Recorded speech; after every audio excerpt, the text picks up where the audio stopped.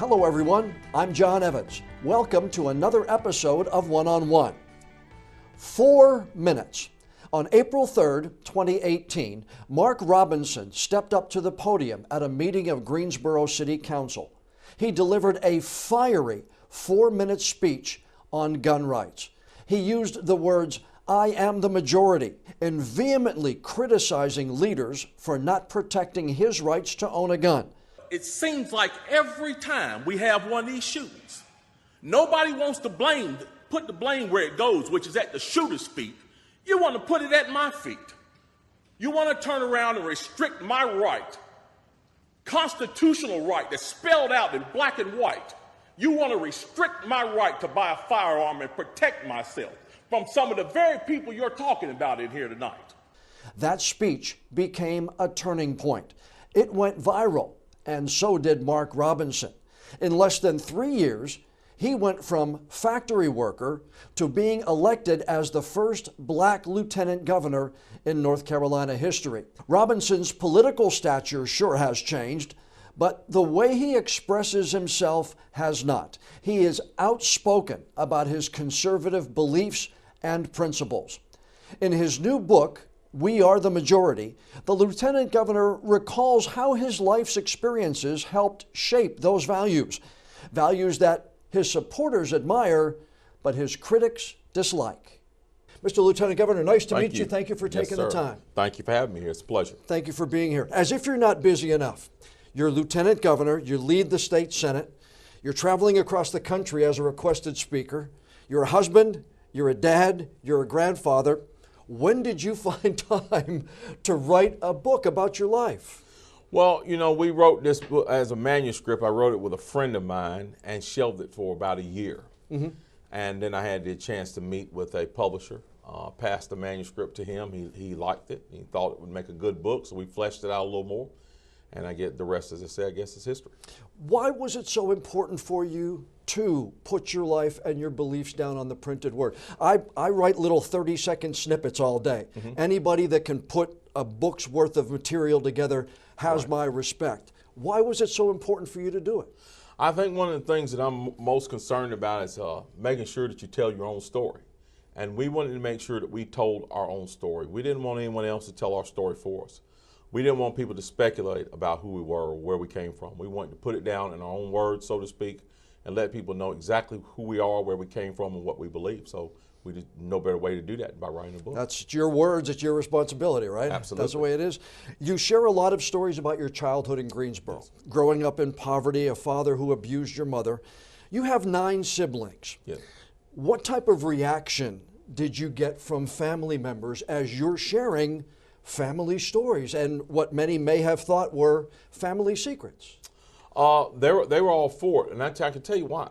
Okay. One of the reasons why I feel like we came through the trauma that we came through on the other side and are healthy, well-adjusted adults is because we had each other.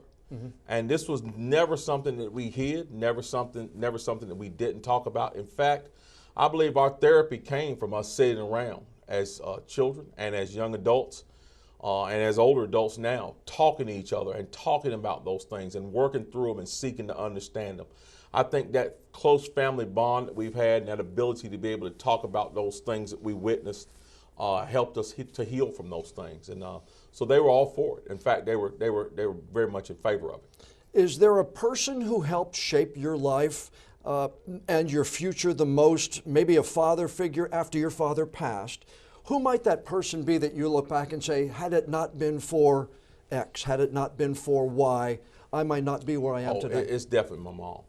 It's definitely my mom. My mom faced a Herculean task after my dad died. My dad was the authority figure in our house. He took care of everything. And my mom had never worked outside of the home. When my father passed, I was around 12 years old. Mm-hmm. She still had 5 children in the house. And my mom could have easily just gone on welfare and been one of those people who depend on the government to take care of our house, but she didn't. My mom went to work as a custodian.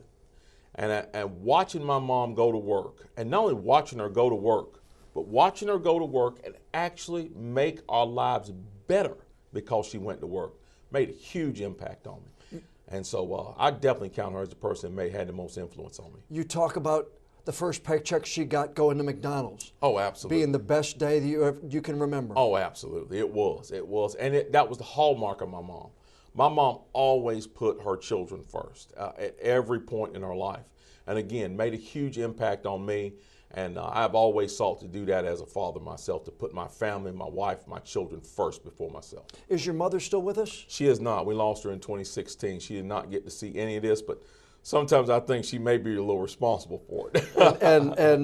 If you're as close to your, it sounds to me like you were very close to your mom. Yes. In a way that I was close to my father. You have that thought process that they're right here. Absolutely. Every day. Yes. And guiding you in ways you never know that they guide That's right. you. That's exactly right. You're right, like I am in that way.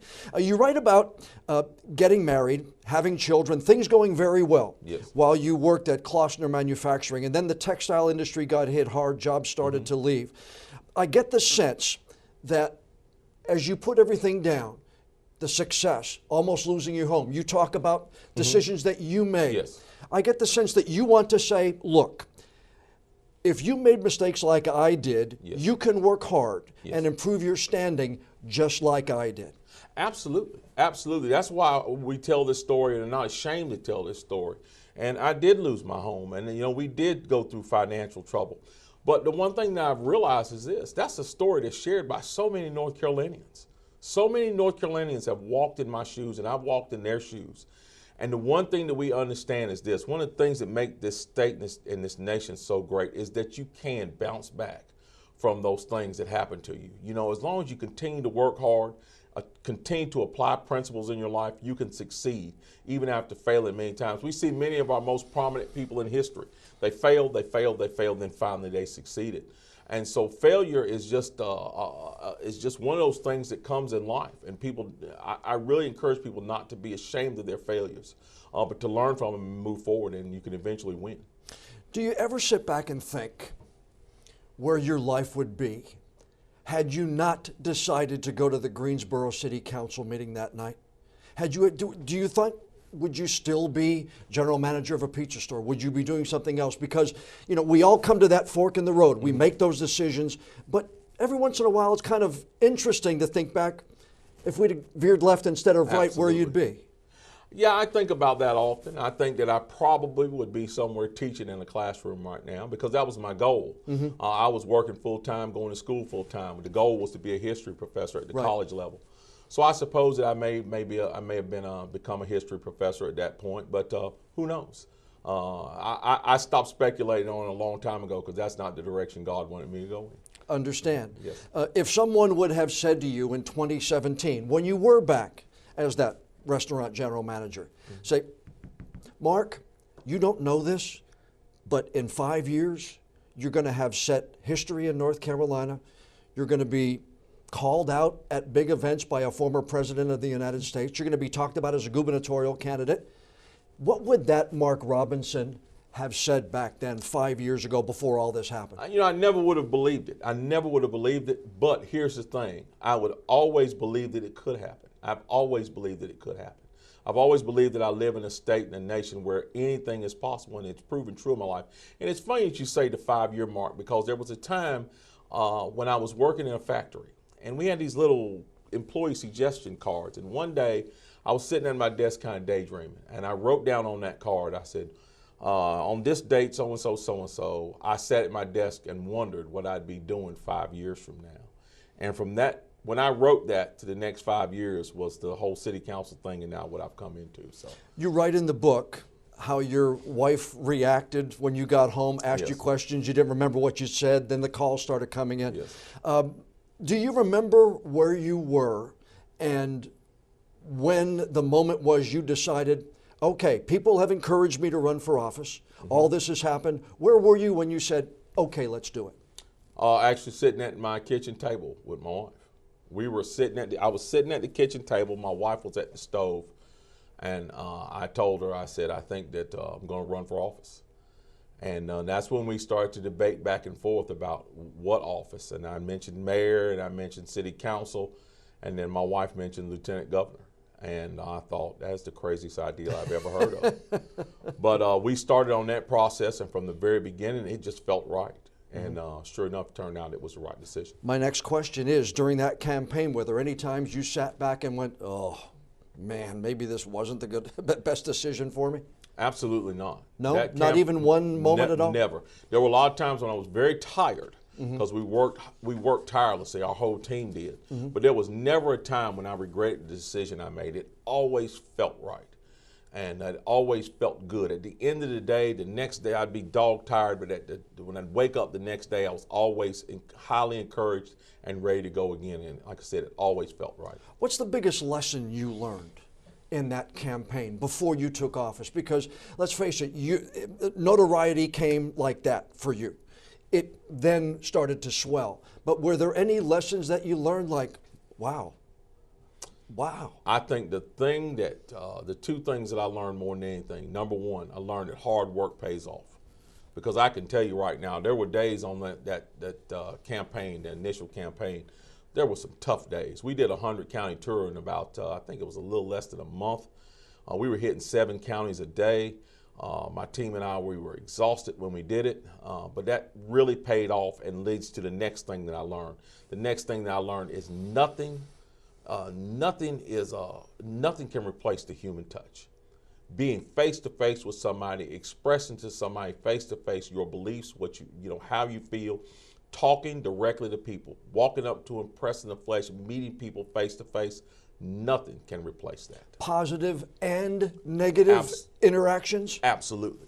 Positive and negative interactions. The one thing I've learned about negative interactions is this: sometimes negative interactions will actually prove to people who you are and can actually help change people's minds. Right. I mean, if you can have a discussion with someone about your differences and still walk away respecting each other. Absolutely. That's right. That's right. And we have done that, and it has actually changed people's perspective on us and how we feel about things. There have been some dust-ups along the way. Oh, sure. And you've talked about it. You criticized an editorial cartoon last February over the discussion of the State Board of Education, talking about whether to allow concepts of systemic racism to be taught in schools. You said the standards lead to the wrong direction. They lead to an anti-American settlement. If you want to teach children to embrace a system, tell them to embrace the system that ended slavery, ended Jim Crow, and that gave women the right to vote. Right. You said you talked to the NAACP about that in the days after that. What were those discussions like, if you don't mind me asking? Because let's face it, you advocate one way for black individuals. They advocate a way that is not aligned with yours. So what were those discussions like? What I really encourage people to do is focus on unity. And when I say that, this is what I mean.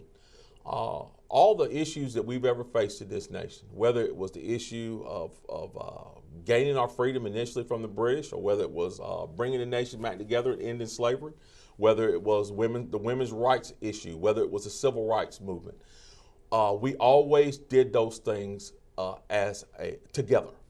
Good people of all stripes, all communities coming together to do what's right. And that's what I try to encourage them to do, is to focus on that. I believe that's what brings us together. When we look back and see that slavery was ended, not just by white Americans or black Americans, it was ended by both white and black, male and female, across the board, people who believed in doing the right thing. The same thing is with all those other issues. And that's the thing that I think that we should focus on, and that was the conversation that I had with some of those folks. Can you move forward working with individuals with the NAACP, even though your beliefs may not be aligned? Absolutely. And that's one of the things that I want people to understand about me more than anything. I have my opinions about a myriad of topics, but there are some times when you need to take your opinions, now I didn't say your principles, your opinions, and leave your opinions outside the door. Because we want to sit down at the table with all rational, sound people and listen to them and listen to their point of view. Because the one thing that I learned in my working career is this: there really are no stupid ideas. There are no stupid ideas. Right. And no stupid questions. And no stupid questions. Right. You can grab gems out of from all different perspectives. It's just a matter of whether or not we're willing to invite those people, those well-meaning, sane, rational people to the table and actually listen to them. And you know, everybody might say, I have a dumb question, and it's no. Every question is to gain knowledge. That's exactly right. No matter what the question is about. Right. I want to ask you this because I think it's going to foster a discussion. You called in an address at Asbury Baptist Church. Mm-hmm. There's no reason for anybody anywhere in America should be telling any child about transgenderism, homosexuality, any of that filth.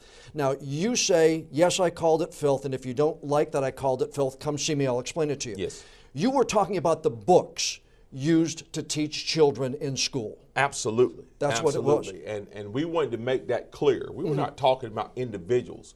We were talking about the presentation to minor children of pornographic images in our schools. We had something called the Facts Task Force, where we uncovered these incidents of what we call indoctrination in our schools, sexualization of our children in school, and we ran into a lot of this stuff. And we were eagerly wanting to present this stuff to the public. And we were making plans to do so. It just so happens that this coincided with that same time. Mm-hmm. And when it happened, I was ready to show people exactly what I was talking to. And coincidentally, we did.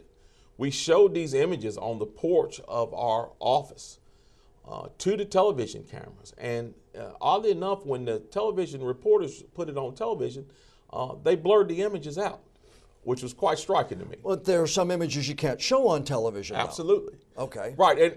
So you're saying that was making your point. That's making my point. If you can't show it on TV, why are we presenting it to our children in schools? Okay. When do you think children should learn about those issues? And I've heard somebody else ask you this question, and you say after we teach them to read or write. But is there an age? Is there a maturity level when you think they should learn about homosexuality and transgenderism and those issues? To be quite honest with you, I think those are issues that need to be taught at home. Okay. If parents wish to teach their children about those things, they need to teach them at home. I don't think the public school is the place for that. I think the public school is there, number one, to teach children how to read, write, and do mathematics. Number two is to prepare them for life outside the school. And when I say life outside the school, that means giving them the skills that they need in order to be able to build a life for themselves. Now, those social skills and those social topics about homosexuality or about any of those other things, sure, there's a place for that. But I believe that lies with the parents at home. Where does your public life end and your private life begin? Or don't you have a private life anymore? I really don't have a private life anymore. I try to keep my life as private as possible. But being a servant of the people, you automatically are going to be scrutinized for everything that you do, and I understand that. Mm-hmm. One of the things that I am very passionate about, and I don't really take it personal. I know there are a lot of people who disagree with me vehemently, and quite frankly, probably do not like me. I believe that those individuals have the right to say whatever they want to say about me as long as it's not threatening or violent. And I don't take those things personal. What I do sometimes take personal, however, is when I'm mischaracterized by professionals, whether they be in the political realm or whether they be in the press. I don't like the outright untruths that sometimes can try to assassinate your character. And those are the things. Such as? Well, to give you a great example. I don't want to pick on any one media company or whatever, but an example. I'll give you a great example. Okay. Was characterized in the newspaper as a Ku Klux Klansman once. That's the editorial cartoon. Right, as an editorial cartoon characterizing both myself and a Native American member of the state school board as a Ku Klux Klansman because we're against the tenets of CRT. That is a blatant untruth. Not only is it a repudiation of history, it's an absolute untruth about both of us. And those are the types of things that I push back against the most. Is it fair to characterize an editorial cartoon as freedom of speech in your mind? I think you can. I think it is freedom of speech. But I think when a news agency prides itself on being professional and prides itself on being fair and balanced, I think they need to take a hard look at the things that they present in their publications. The reason I asked you about your public life and your private life is you said you will fight for all people in North Carolina, Yes. gay, transgender, every individual's rights. Yes. But when someone who may be gay, someone who may be transgender, hears the lieutenant governor speaking some of the things that you have talked about, being openly opposed, your personal beliefs, do you see where they might have an issue in thinking that he is going to fight for me when I need him? Absolutely, and the one thing that I want to assure everybody of is this, and I challenge people to this too. There's never been a time when I have championed any type of legislation or any type of law that I believe would take away the constitutional rights of anyone in this state or in this nation. There's a big difference between my religious opinion that I'm entitled to under the Constitution and my ability to be able to govern. When it comes to governance, there are some opinions that I'm going to have to leave outside the door. And the reason being is this: we live in a republic, a constitutional republic. We don't live in a theocracy. And while I allow my morals and my principles and my religious principles to guide my thinking, there are going to be times when I'm not going to be able to do that on a legal basis. When it comes to the Constitution, if I'm going to serve in this role, I'm going to have to follow the Constitution. And I'm going to have to follow it for everybody, no matter what. You even said that during your Greensboro speech. Yes. You said, I'll lay down my arms and follow the law, and then you continued on. Right. It seemed to me like you even had that belief even back then. I do, and to a point. I mean, I'll give you a great example. There was a lady in Kentucky once, I believe it was Kentucky, they legalized gay marriage. I think she was the Register of Deeds, and it was her job to issue these licenses. She refused to do so, and many conservatives cheered when she did that. I didn't, and here's why. Because it was her job to issue those licenses. This is not your time to be anyone's pastor or anyone's pundit. Your job is to issue marriage licenses. In that case, you have two choices. You can issue the licenses or resign. And I think you make a stronger statement in your faith and what you believe by resigning than you do standing in front of the law. Resign, go be a person who will fight against that law if you think it's not just or think it's not right. But don't stand in that seat that you've been placed in, and don't stand in front of the law. Do your job. As the General Assembly comes back next year, as you continue to be the head of the state Senate, what would you like to see happen, if anything, to North Carolina's abortion law? The very first thing we need to do is sit down and have a conversation. Before we move forward on any legislation on abortion, we have got to sit down and have a long, healthy conversation. When I say a conversation, I don't mean with people who we agree with. We've got to sit down and talk to the people that disagree with us. And we've got to listen to all the ideas that they have, and we've got to really digest that before we move forward, because government to me is separated in two sections. You have the legislative side and you have the service side. Service side is DOT, DMV, all those agencies. Those places should move quickly and efficiently, and we should make sure that they move quickly and as efficiently as possible. But the legislative side should be slow and deliberate. Why? Because when we move slow and deliberate, we take everything into consideration and we make sure that we don't make hasty decisions based on emotion. We cannot do that. We have got to make the right decisions on these crucial points. For somebody then to say, Mark Robinson is a conservative, he's come out and said he doesn't believe in abortion, to say that they believe you will want abortions made illegal, no exceptions, is wrong right now, correct? Absolutely. I would say that that's wrong. That is my personal opinion. That is my personal opinion. But my personal opinion is not the only opinion in the state. We've got to have that conversation first. I desperately want to protect the lives of the unborn. But let me say this. Okay. I've come to the realization of this. No matter what kind of law you pass in this state, if we ban all abortions and tell everyone you can't have an abortion in North Carolina, people in North Carolina are still going to have abortions. They're going to move. They're going to go to some other state. They'll go to Atlanta, Georgia. They'll go to Virginia, wherever they have to go. I believe the way that we combat abortion in this state is by making the state baby friendly. What do I mean by that? Mm-hmm. Building an economy, an education system, a public safety system, a system that says you want to have your baby in North Carolina. If we're going to be pro-life while that child is in the womb, we have to be pro-life after that child is born. And that calls for a change of heart and a change of thinking. You came out with a video. You and your wife came out with a video. Yes. After it came out that you had had an abortion in your family. Remembering back to when you made that decision, yes. Does that give you pause to talk about other individuals who may be going through that same decision-making process? It actually encourages me to discourage them to have it, because it's very painful. Very painful topic for my wife, and probably the most painful topic that we've experienced in our life. There were many nights when I laid in bed and desperately wanted to talk to my wife about it, but just couldn't bring myself to do it. And I really feel like that our story has helped a lot of people. I can't tell you how many people have come to me and told me that they've experienced the same thing, and it was people that I never would have thought had gone through it. I think our story is the story of a lot of people out there who understand how painful abortion actually is. So it doesn't give me pause at all. It gives me great encouragement to tell young people, preserve your chastity, and if you do end up in that situation, think hard before you do it, because it's a very painful decision to make. Do you give others the respect to have that same decision, though, that they should make the decision rather than politicians in Raleigh? Again, that's a very tough thing for me to say because of that.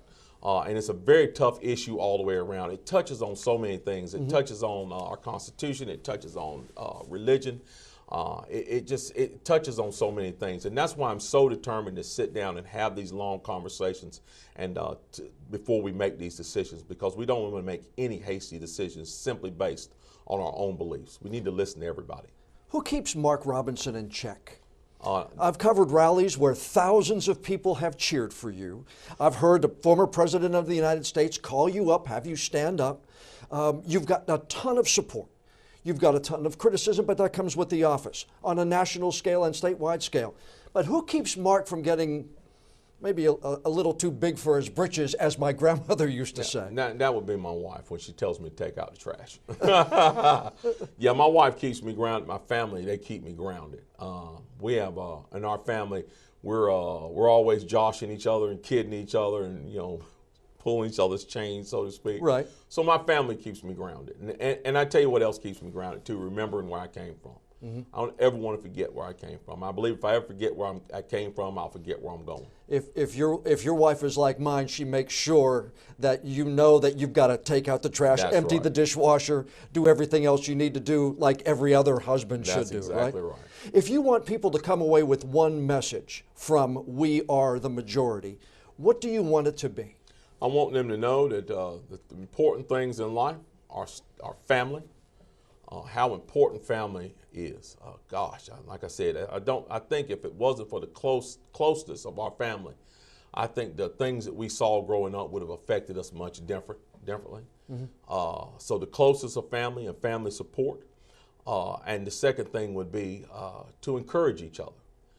The reason I became politically aware, and part of the reason why I think that I was put on this track, this political track, was because a friend of mine challenged me to think better, to think for myself.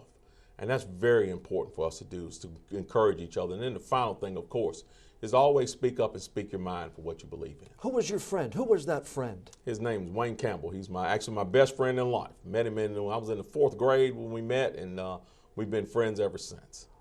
Did you call Wayne after the election? Do you talk on a regular basis? I talk to him all the time. Yes, sir. Yes, sir. And what does he say? Oh, he's just thrilled as he can be. Thrilled as he can be. Shocked the same way I am, but he's just as thrilled as he can be. Well, once again, the book is We Are the Majority. It is Mark Robinson's life. It is his beliefs. Are you going to run for governor in 2024? That remains to be seen, but the possibilities look pretty good. When will you make that decision? Not until after the midterms. Not until after the midterms. Yes, sir. Lieutenant Governor Robinson, thank you so much for coming in. Thank you, Thanks sir. for joining us for the One-on-One podcast. And I'm sure we'll talk to you again on down the road. You got it. Yes, sir. Thank you so much. A big thank you to North Carolina's Lieutenant Governor, Mark Robinson, for taking time to come in for our podcast interview to talk about his book, We Are the Majority, and about the issues that will likely come up when North Carolina's General Assembly reconvenes next year. If you'd like to learn more about the Lieutenant Governor, his personal website is markrobinson4nc.com, and his official website as Lieutenant Governor is ltgov.nc.gov.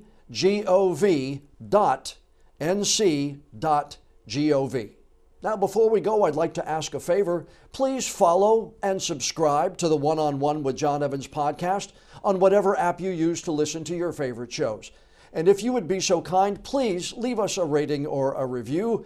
We love to hear what you think about our interviews, good or bad. And the more feedback we get from friends like you, the higher we'll be listed on the apps, the better chance we'll have of bringing in even more new listeners.